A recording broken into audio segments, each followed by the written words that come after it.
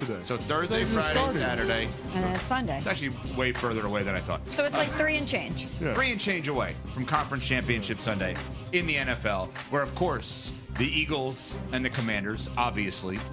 Think about, by the way, if you were to rewind the clock and we were going to do a draft in July, we're going to draft the best divisions in football, previewing the season that we currently are in. NFC or AFC North or NFC North, that's your 1-2, right? We would have done Probably that? AFC North over NFC North. Okay, so because we didn't AFC expect North- the Vikings to be as good as they were. Good point. So AFC North would have gone 1, NFC North maybe 2, Okay. AFC West 3. Yep. With Harbaugh entering the fray. Well, Peyton. and our show specifically for the AFC West probably would have gone higher. Why? CC picked the Broncos to make the playoffs. I picked the Chargers to make the playoffs, and the Chiefs are the Chiefs. So that's 3 teams that we all thought going in could potentially be playoff teams. Where would the NFC East have been, just out of curiosity on this? Because best case scenario, now they're 4. NFC West, I would say we probably would have put NFC West over there because the Rams were formidable. The 49ers were coming off of a Super Bowl run. Now, you had the Commanders I was down on the 49ers, and I had the Commanders in the playoffs. I actually had the Commanders winning the division. I was wrong, but I feel like I have a chance to be. You can take the win. I feel like I have a chance to be right because they could be in the Super Bowl. Listen, saying that they would win the division is you intimating that they're going to be good and that they're going to be formidable, and they were. So you got it right. I like the spin that's being created here. If they go to the Super Bowl, we're still going to say you're wrong because they didn't win the division. You didn't get it right. You didn't believe in them. You didn't think they could. So they actually got farther than I thought. Correct. Yeah, but that's technically wrong.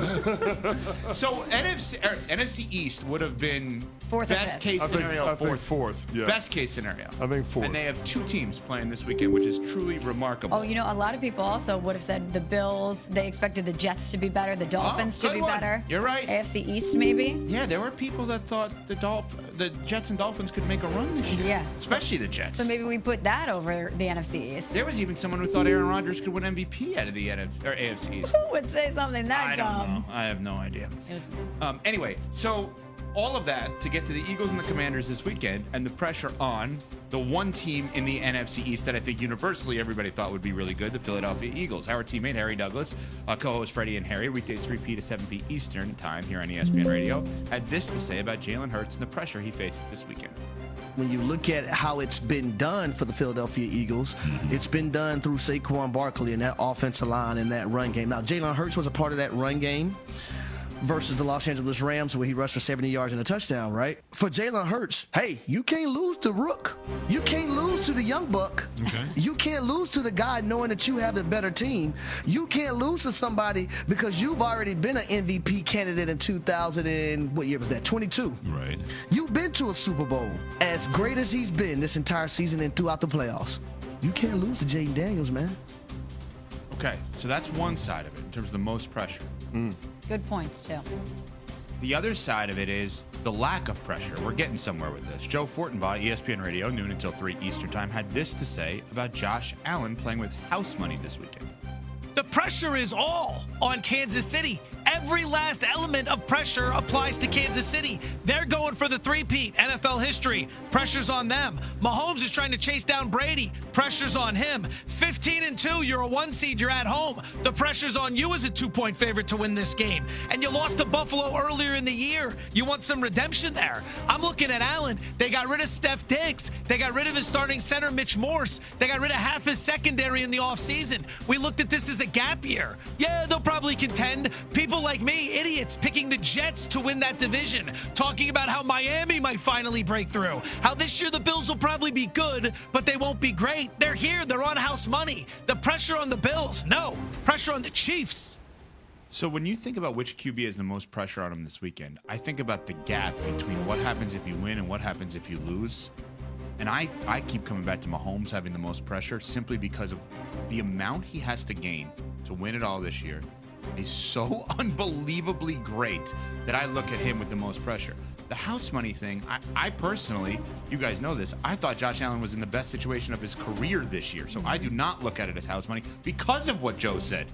because I didn't think he clicked with Steph Diggs, and clearly he did not, because look at the team this year. But which QB do you think has the most pressure on him this weekend? It's Jalen Hurts. Really? We don't have to overcook it. Yeah, he's going up against a rookie quarterback, even though we've acknowledged that the rules don't apply to Jayden Daniels as far as rookie quarterbacks go. But he has the superior team, and he has the requisite experience. They've been to a Super Bowl. They've won a conference championship game before. So experience has to matter. Home field has to matter. Having more talent has to matter. And if you're looking at it holistically from the Eagles' perspective, when is the team actually going to get better than what it is right now?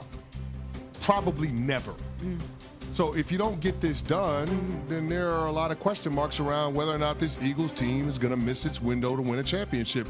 And I don't remember a lot of teams that have opportunities to get to the championship rounds, miss out, and that actually eventually end up finishing the drill. See the San Francisco 49ers, if you don't believe me. Yeah. So that's the concern that I have around the Philadelphia Eagles long term. And then beyond that, you do have to contend with the Washington Commanders moving forward.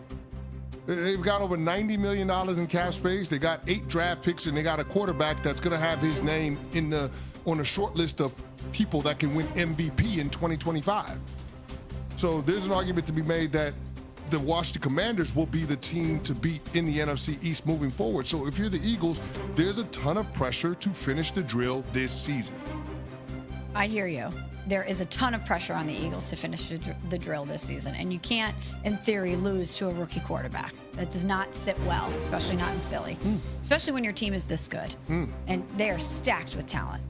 However, I disagree with our boss, Joe Fortenbaugh. I do not think that Josh Allen is playing with house money. In fact, I think Josh Allen has the most pressure on him than any quarterback left in the field. This is a guy who, since 2020, has been a staple in the playoffs. And he can't get over the hump. He can't beat the Chiefs. He can't beat Mahomes. He can't punch his ticket to the Super Bowl. He's playing the best he's ever played. The Chiefs are going for history with the three-peat. They won 15 games.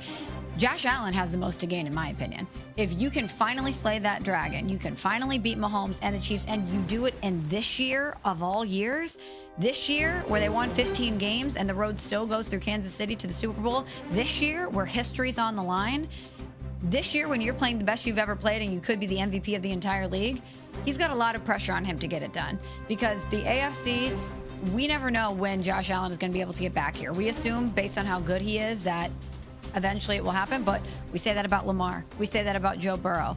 It doesn't feel like the Chiefs are going anywhere, obviously. I just don't know how many more opportunities he's going to get to be in this spot, and he needs to get over that hump. He needs to take advantage of the situation. Yeah, I think the opportunities to be in this spot is an interesting one, because we could say that about a lot of people, right? Like, it's ridiculous to say, well, Jayden Daniels, take advantage of it now because you never know when you're going to get back, right? Dan Marino's sitting there advising him. Dan Marino would say that, like, ignore the fact that you've got years ahead of you. Yeah. Don't play into the house money thing. You have to operate as if this is the only time you will ever